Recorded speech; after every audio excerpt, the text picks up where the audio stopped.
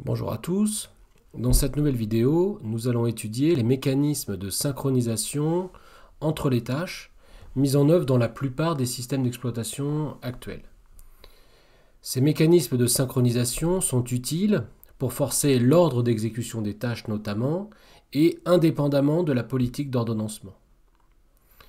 Par exemple, nous avons déjà vu qu'une application peut être découpée entre plusieurs tâches. Une tâche peut être chargée d'effectuer un calcul, une seconde tâche peut être chargée d'afficher le résultat de ce calcul par exemple.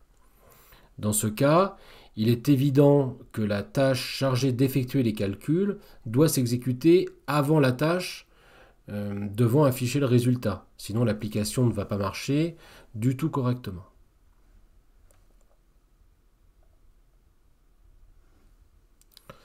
Donc les mécanismes de synchronisation vont imposer un ordre d'exécution des tâches.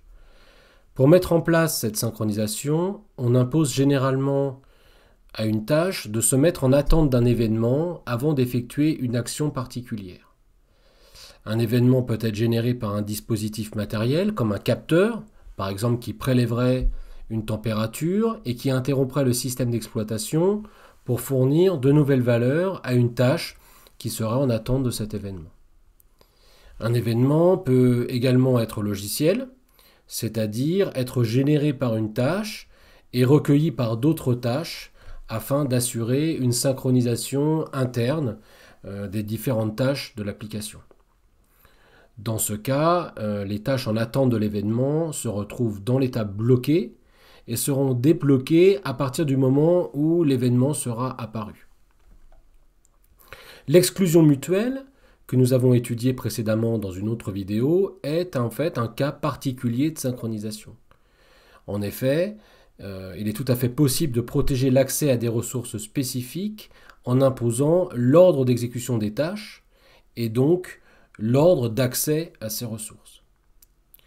Il existe beaucoup de mécanismes qui permettent d'assurer cette synchronisation.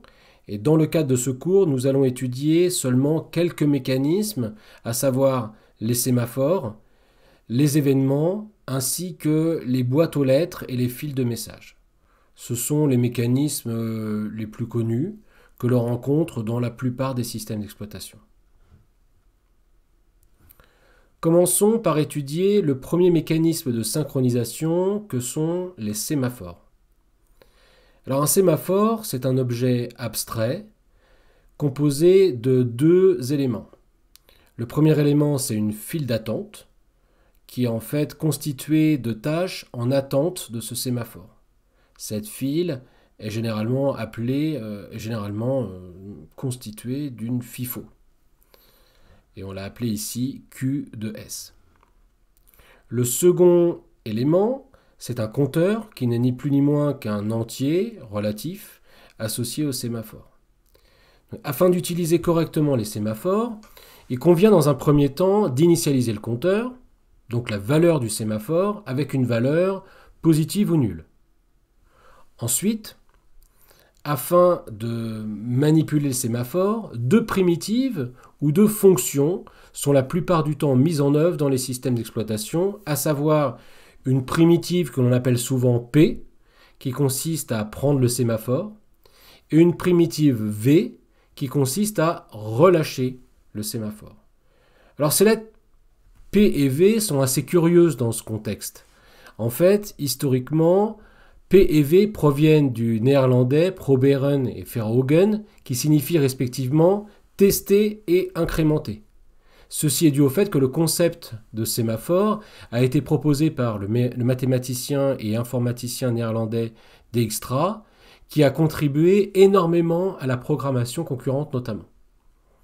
Dans les livres en anglais, les opérations V et P sont souvent appelées respectivement up and down, et lorsque vous faites de la conception logicielle, elles peuvent aussi être appelées signal et wait, ou encore vous trouverez peut-être release et take. Il y a aussi un moyen mnémotechnique associé à ces primitives P et V, mais qui ne marche là qu'en français pour le coup. P est la première lettre de puis-je, pour puis-je prendre le sémaphore, et V est la première lettre de vas-y, pour rendre le sémaphore. La diapo suivante illustre la structure ainsi que les primitives associées sous forme de pseudocode qui est ici assez proche du langage C++.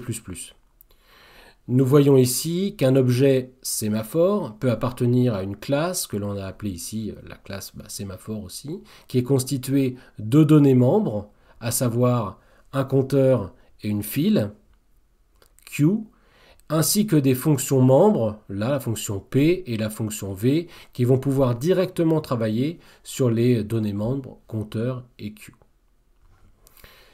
Si l'on regarde maintenant plus précisément le contenu de la primitive P, on s'aperçoit qu'elle consiste à décrémenter la valeur du compteur lors de son appel. Par l'instruction ici, counter est égal à counter-1. Ensuite, un test est effectué sur la valeur du sémaphore. Si le compteur est strictement négatif, alors la tâche désireuse de prendre le sémaphore se retrouve dans l'état bloqué et elle est directement insérée dans la file d'attente associée au sémaphore qu'on a appelée Q. Ça signifie en gros que la tâche qui souhaite prendre le sémaphore ne peut le faire car le nombre de tâches maximum ayant accès au sémaphore a été atteint. Regardez ensuite ce qui se passe lors de l'exécution de la primitive V. Cette primitive consiste en fait à relâcher le sémaphore pour le rendre utilisable par d'autres tâches. La première chose que fait la primitive V, c'est d'incrémenter le compteur de tâches. C'est ce qu'on voit ici dans l'instruction counter égale counter plus 1. Ensuite, un autre test est effectué sur la file d'attente. Si la file d'attente Q n'est pas vide, alors dans ce cas, la tâche qui est située en haut de la file d'attente est débloquée et va être positionnée dans l'état ready, c'est-à-dire mise dans la liste des tâches prêtes à être exécutées par l'ordonnanceur. Voyons maintenant quelques propriétés de ces sémaphores. Un sémaphore ne peut pas être initialisé avec une valeur négative. Mais par contre, son compteur peut devenir négatif à partir du moment où une ou plusieurs tâches font appel plusieurs fois à l'opération P qui consiste, je vous le rappelle, à décrémenter la valeur du compteur. Maintenant, la valeur courante du compteur du sémaphore peut être obtenue par la formule suivante. Compteur sera égal à counter 0 plus NV moins NP. Compteur 0, c'est la valeur d'initialisation du compteur. NV correspond en gros au nombre de fois où on a appelé l'opération V. Et NP, c'est le nombre de fois qu'on a effectué l'appel de la fonction P. Qui a consisté du coup à décrémenter le compteur. Illustrons maintenant le concept de sémaphore sur un exemple qui va mettre en œuvre la protection d'une ressource. Cet exemple est basé sur la modélisation d'un parking de voitures qui va comporter 8 places, que vous voyez ici, 1, 2, 3, 4 pour le en haut et 1, 2, 3, 4 pour le bas. Et dans ce parking, les voitures vont pouvoir stationner pendant une courte durée. Dans cet exemple, nous allons donc utiliser un sémaphore S qui représente le nombre de places disponibles dans le parking. Au début, ce sémaphore sera donc initialisé avec la valeur 8 qui correspond au nombre de places libres dans le parking. L'application est-elle composée de 10 tâches strictement identiques qui vont faire appel à une fonction que j'ai appelée ici car et qui consiste en plusieurs étapes. La première étape de cette fonction demande à accéder au parking. C'est-à-dire qu'on imagine qu'une voiture se présente devant le parking et cherche à retirer un ticket, en gros pour rentrer à l'intérieur. Une fois le ticket pris, la voiture peut entrer dans le parking s'il y a suffisamment de place. Dans ce cas, elle peut se garer à un emplacement et le conducteur peut partir pendant un certain temps faire ses courses. Le temps d'attente nécessaire pour faire ses courses est ici complètement aléatoire et ne rentre pas du tout en compte dans le mécanisme des sémaphores. Une fois que ces courses sont terminées, le conducteur peut donc reprendre sa voiture, quitter le parking et donc libérer un emplacement de stationnement. Donc cette fonction va donc être exécutée par les 10 tâches que nous créons au début de l'application et qui se retrouvent toutes dans l'état prêt à être exécuté, donc dans l'état ready.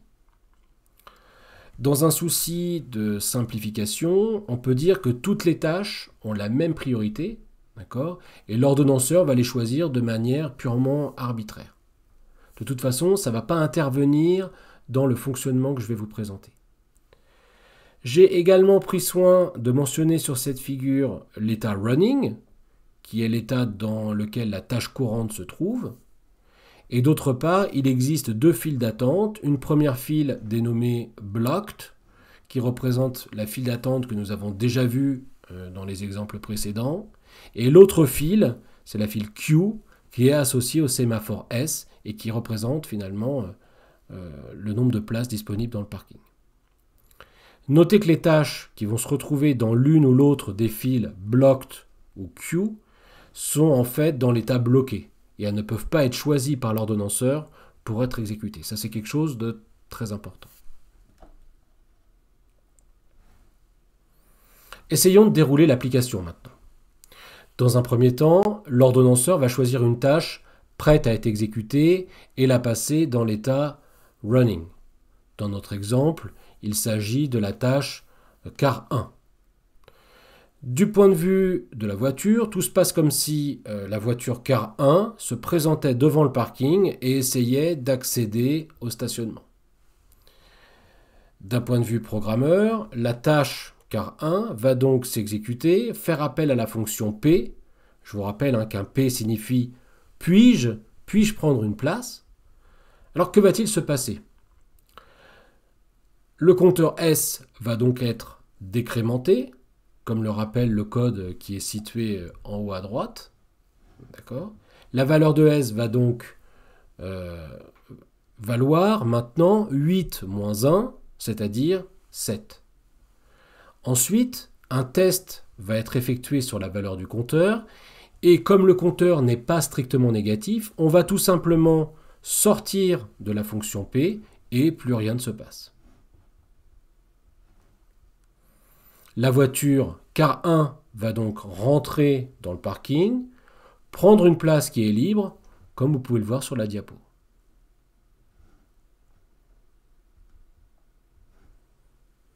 Une fois que la voiture est stationnée, le conducteur va donc partir faire ses courses pendant un temps arbitraire, mais pendant lequel la voiture ne bougera pas. Ceci est modélisé d'un point de vue logiciel par l'attente d'un événement qui va bloquer la tâche pendant un certain temps. Cette tâche-là va donc se retrouver dans l'état bloqué. Et s'il n'y a plus de tâche à exécuter, l'ordonnanceur va donc choisir d'exécuter une nouvelle tâche qui se situe dans l'état ready, ou prêt à être exécutée. Par exemple, la tâche car 2, qui va exécuter le même code que précédemment, va passer dans l'état running et va faire appel à la primitive P pour accéder au parking. Dans ce cas, la valeur du sémaphore S va à nouveau être décrémentée et va maintenant valoir 7 moins 1, c'est-à-dire 6. Comme la valeur du sémaphore n'est toujours pas strictement négative, dans ce cas, la tâche va pouvoir continuer tranquillement son exécution. La voiture car 2 va donc pouvoir accéder au parking et trouver une place pour se garer exactement comme l'a fait tout à l'heure la voiture car 1. Le conducteur de la voiture car 2 va lui aussi partir faire ses courses pendant un certain temps et la tâche car 2 va se retrouver bloquée comme la tâche précédente. Le processus va donc continuer de la même façon pour la voiture car 3. Le sémaphore S vaudra maintenant 5. La même chose se passe également pour la voiture car 4. le sémaphore S vaudra maintenant 4, ce qui veut dire qu'il reste en fait 4 places de disponibles dans le parking. Finalement, 8 tâches ou 8 voitures vont pouvoir accéder au parking jusqu'à ce qu'il n'y ait plus de place disponible, c'est-à-dire que la valeur du sémaphore est maintenant 0. Jusqu'à ce qu'elle soit 0. Maintenant, imaginons qu'une voiture car 9 vienne se présenter devant le parking pour accéder à une place. La tâche va donc s'exécuter, faire à nouveau appel à la primitive P qui va décrémenter la valeur du sémaphore qui vaudra maintenant 0 moins 1, c'est-à-dire moins 1. Dans ce cas, là le compteur est strictement négatif.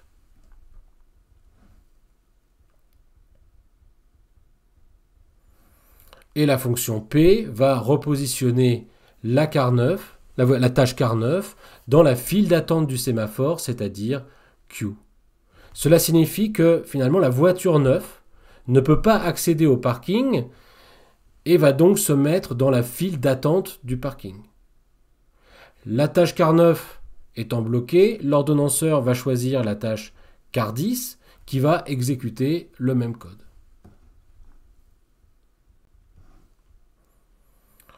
Lors de l'appel à la primitive P, il va se passer la même chose, c'est-à-dire que le compteur du sémaphore va se décrémenter et va maintenant passer à moins 2. Comme la valeur du compteur est à nouveau strictement négative, la tâche car 10 va se retrouver également dans la file d'attente du sémaphore Q. Je pense que vous avez compris maintenant comment ça fonctionne. Imaginons maintenant que le conducteur de la voiture 2 qui est arrivé en premier ou en deuxième, est fini de faire ses courses. À ce moment-là, il va reprendre sa voiture, quitter le parking, ce qui est modélisé ici par l'appel de la fonction leave. J'ai été trop rapide. Ensuite, la voiture car 2 va faire appel à la primitive V, qui va consister à incrémenter la valeur du compteur S. Dans ce cas, S vaudra maintenant moins 2 plus 1, c'est-à-dire moins 1. Et comme la file d'attente Q n'est pas vide, on va donc retirer la tâche située en haut de la file et la repositionner dans l'état ready, comme c'est indiqué dans le code situé en haut à droite de la diapositive. Ici, on a fait appel à la fonction V, donc on a incrémenté le compteur. À ce moment-là, la tâche car 9 va pouvoir à nouveau être choisie par l'ordonnanceur qui va la placer dans l'état running. Cette tâche va donc pouvoir continuer son exécution, c'est-à-dire exécuter les instructions se situant après la primitive P. Elle va donc pouvoir faire appel à la fonction enter, puis les fonctions suivantes. Ça signifie finalement que la voiture car 9 peut maintenant se garer et autoriser son conducteur à aller faire ses courses. Notez cependant qu'il reste une voiture dans la file d'attente d'accès au parking, c'est la voiture car 10. Celle-ci pourra bien entendu rentrer dans le parking, mais à partir du moment où une autre voiture aura libéré la place. C'est-à-dire qu'une autre tâche aura libéré le sémaphore en faisant appel à la primitive V. Finalement, sur cet exemple, nous remarquons quelque chose d'intéressant. Si le compteur du sémaphore est négatif, alors la valeur absolue de ce compteur indique le nombre de tâches bloquées dans la file d'attente Q. Un cas particulier de sémaphore est ce qu'on appelle le mutex. Ce mutex, il est toujours initialisé avec la valeur 1 et permet de résoudre le problème d'exclusion mutuelle que nous avons décrit précédemment dans une autre vidéo. Sur l'exemple suivant, nous voyons bien que le fait de faire appel à la primitive P, qui consiste à prendre le mutex, va décrémenter sa valeur donc de 1 à 0. Si une autre tâche souhaite accéder à la même ressource critique, elle va devoir faire appel à la primitive P à nouveau, ce qui va avoir pour conséquence de bloquer cette nouvelle tâche. Une fois que la première tâche aura fini d'être exécutée dans sa section critique, elle pourra relâcher le mutex, c'est-à-dire faire appel à l'opération V qui fera repasser la valeur du sémaphore à 1. Donc voilà pour l'étude des sémaphores, qui sont des objets qu'on utilise massivement dès qu'il s'agit de protéger des ressources logicielles ou matérielles. Les primitives associées à ces sémaphores sont implantées et mises en œuvre dans la plupart des systèmes d'exploitation aujourd'hui. C'est un mécanisme très courant qui convient de bien comprendre, notamment lorsqu'on utilise la programmation parallèle. Donc je vous remercie d'avoir regardé cette vidéo et je vous dis à très bientôt.